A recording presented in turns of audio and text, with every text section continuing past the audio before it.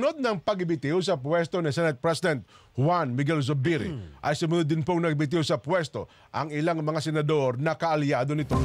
Una, Senador Joel Villanueva bumaba sa pagiging majority leader ng mataas na kapulungan. Pumalit naman sa kanya bilang Senate Majority Leader, Senator Tol Francis Tolentino. Ayun, nagbitiw rin bilang Senate President Pro Tempore si Senadora Loren Ligarda. Pinalta naman sa kanyang pwesto si Senador, o pamalit na po sa kanyang pwesto, ito po si Senador Jinggoy Estrada. Si Senadora Nancy Binay naman, nagbitiw rin bilang chairperson ng Senate Committee on Accounts, Committee on Ethics at Committee on Tourism. Pumalit naman bilang chairman ng committee o Senate Committee on Accounts si Senator Alan Peter Cayetano.